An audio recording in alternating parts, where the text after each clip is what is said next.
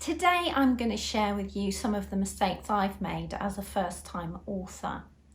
I've published 3 books and made the same mistakes on all 3 of them, and therefore I feel as though I'm able to give new writers, new self-publishers, a real-life picture of what's going on when you first start to become a writer and an independent publisher.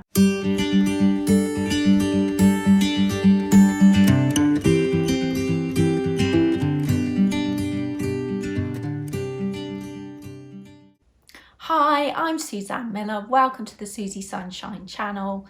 This channel is all about multiple income streams. This series is focused on self-publishing, and I've been self-publishing now for just about a year.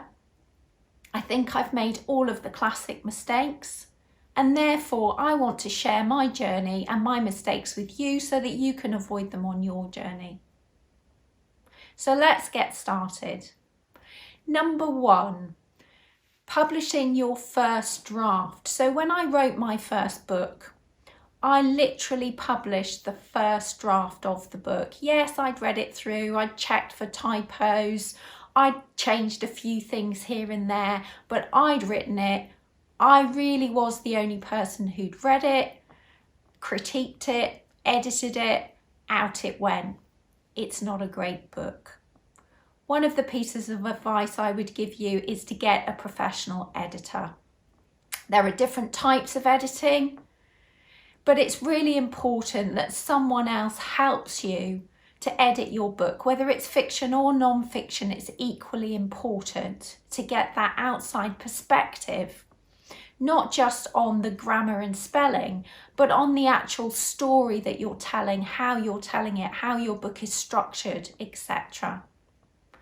Number 2, if you've watched other videos, you'll hear people talking about getting a professional book cover. I did the same. And I thought, okay, I'll pay for a professional book cover. The mistake I made was I went to a graphic designer who'd never done a book cover before.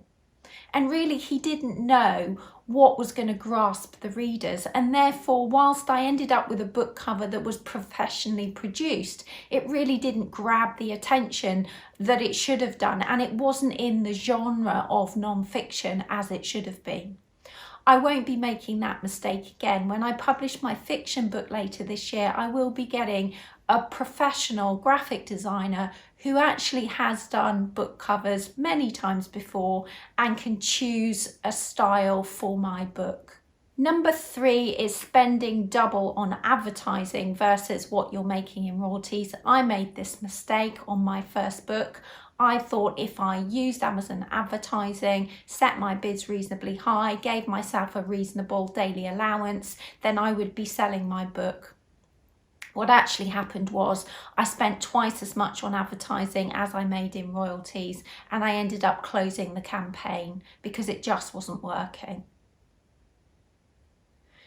What I've learned over the last few months is that advertising for a first book, paying for advertising for a first book probably isn't going to net you the result that you're looking for, and therefore you would be better to look at marketing avenues that are less costly and more effective for a first-time author.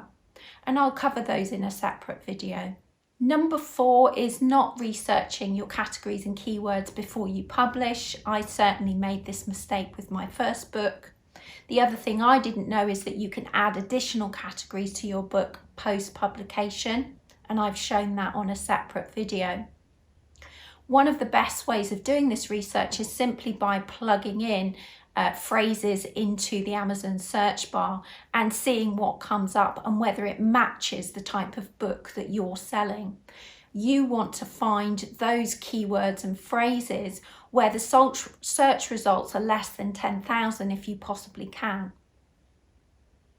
There is a tool called Publisher Rocket which also can help with this, but bear in mind that that is focused on the American market.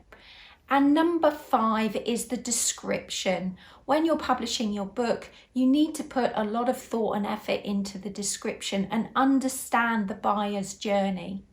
They need to invest sufficiently in the contents of your book in order to buy it, and therefore you need to take them on a journey. What problem does your book solve if it's non-fiction, and how are you going to fix that problem for them? If it's a fiction book, then it's talking about your characters and maybe your location, something that's going to grab their attention. If you're not very good at writing these types of copywriting, then again, it's probably worth finding a professional to do that for you. It could be the difference between somebody buying your book or just reading the description and moving on. I'm still on a learning journey, and I'll be sharing with you, I'm sure, many more mistakes as I go through the next few months, but I'm not giving up.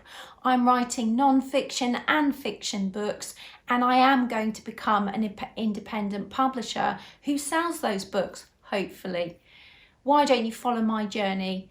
Click on the subscribe button for the Susie Sunshine channel, hit the bell, and you'll be notified whenever I release a new video about my self-publishing journey.